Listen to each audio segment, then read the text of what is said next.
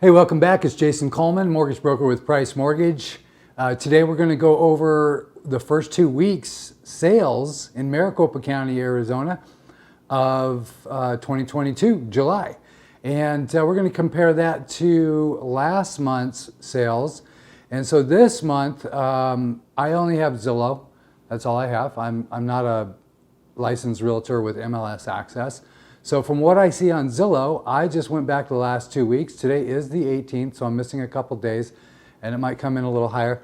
So what it said was including all properties, mobile homes, condos, townhomes, single family, it says just under 2,500. Now that number could be 3,000. So let's say it's 3,000. And normally in a normal market, we've been selling 10, 11,000 homes a month. So if we're only at 3,000 right now and we get to 6,000, I'm going to do the math real quick in my head and say that's a 40% decline in sales transactions. Now a housing crash would be considered 20% or more lost in home price and value. Well, in transactions, that's well over 20%. In fact, most of the people chiming in on my Facebook posts, most of the brokers or brokerages have been saying, yes, we have been seeing over a 20% decline in transactions this month. So why is this? What's happening? Well, as interest rates went up and the price of houses is set where it is, then now we've knocked out 40% of our buyer pool. So where you're looking at a $450,000 entry-level home and the cost per month is closer to $3,000 than $2,000.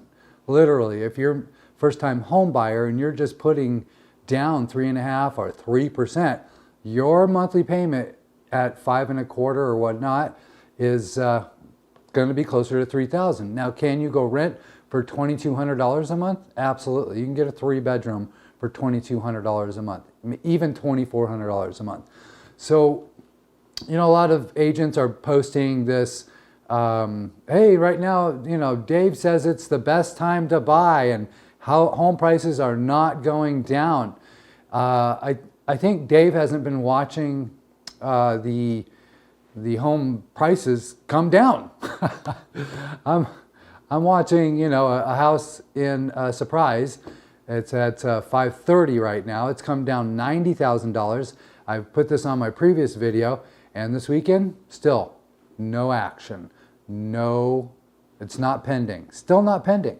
So what I think a lot of people in my industry are not taking into consideration is the economy and nobody's ever been through this before with hyperinflation, if you want to call it that, hyperinflation.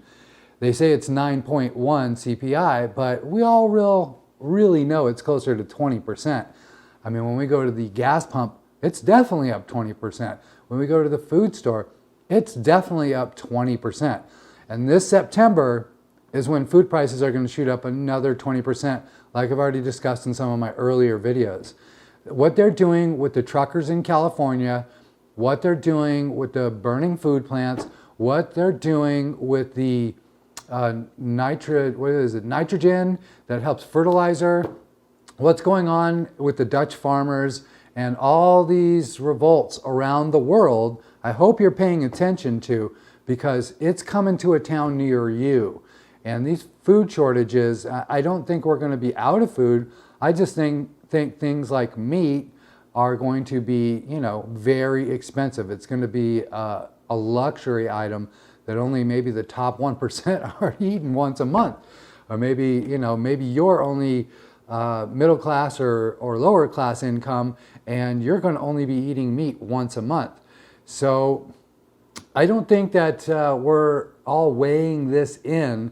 The more the middle class and the lower income class have to tighten their belts, the less they're going to look at housing as an attractive solution, to buying. I think they're just going to try and rent. And then the landlords, they're going to have to figure out, do I keep raising rent prices, or will my renters be able to afford that? How do I keep a renter in my home long term? am I going to be greedy, or do I just want them to pay down my mortgage and have long-term security? And I think the latter is going to be the solution to keeping your renters in, because if I have to choose between feeding my family and paying rent, I'm feeding my family 100%, 100%. And I know you would too. So I think that as we keep watching the housing market, a lot of agents are going to say, oh, this is the slow time of season. That's why we're seeing 1,000 homes come to market in 4 days. I don't think it's just the slow season, okay? I'm going to say it is more the economic situation that we're all seeing develop by our illustrious leaders who are selling off our reserve oil to foreign countries while they're raising the price of gas. I think that this is on the fix. I think that there's some collusion going on here, and I think it's highly illegal what's going on at the pumps. And I think that's also going to cause, the food prices to go up. I'm not sure exactly what we do about it. I'm looking at some of my cars that I collect, and I'm thinking, maybe I should sell one or two or both of my cars, because I feel like cars are going to get super cheap here in about 6 weeks. And I think, the stock market's going to continue to lose.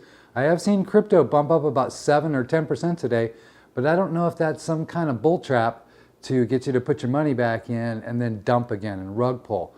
I think the stocks you're going to see earnings come out, and you're going to see people pull out again and sell off.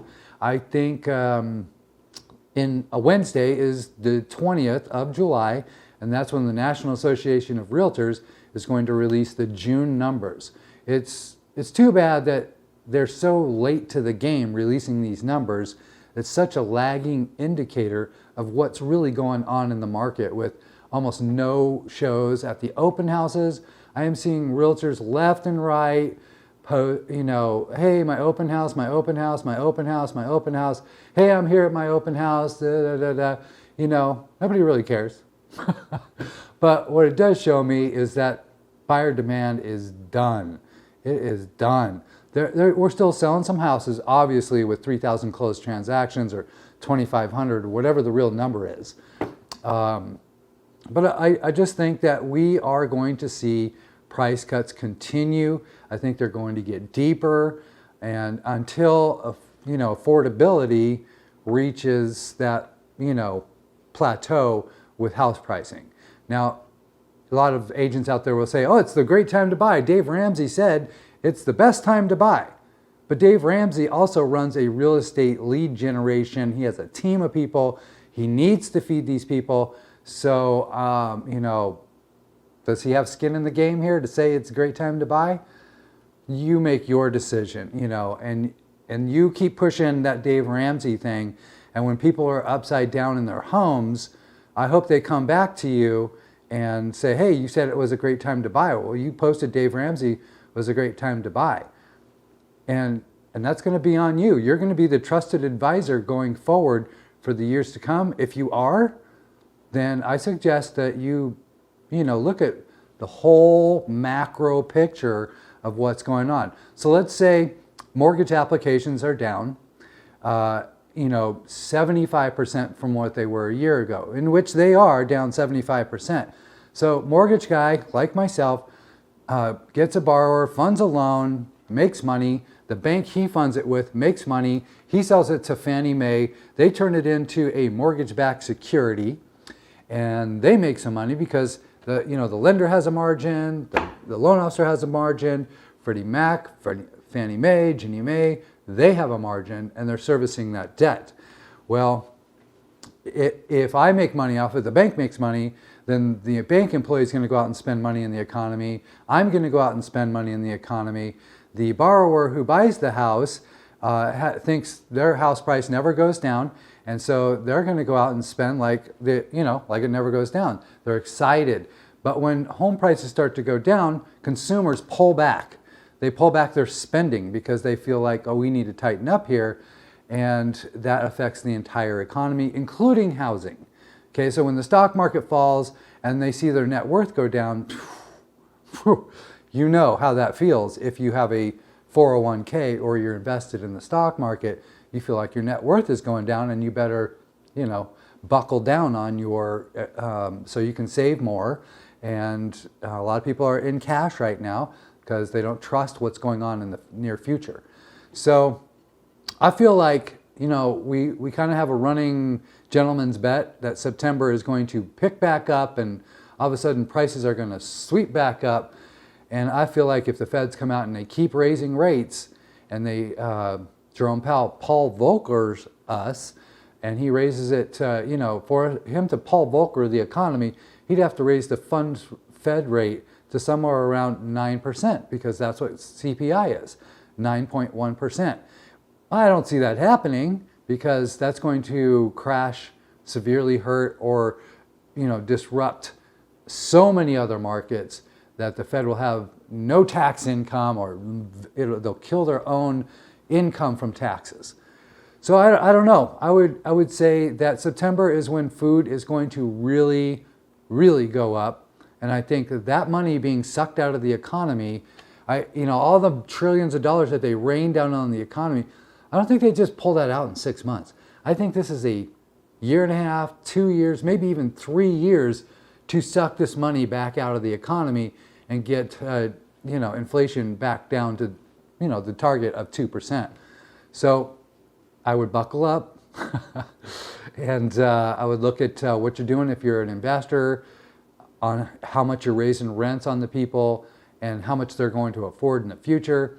If you're a home buyer, I would make a buy box, and I would watch that area, watch that type of home, and see how the prices are going over the next 60 days before making that final commitment. I definitely say get your numbers in order with a guy like myself, and figure out what you can afford, what your payment's going to be, how the rates, how the prices are going to affect you. The 2-1 buy down is a last gasp effort, and in 2 years, if you're upside down, you won't be able to refinance out of that 2-1 buy down. So always keep that in mind. Don't play the game. If it doesn't work on a 30-year fix, then it's probably not right for you. I appreciate you guys watching, and until next time,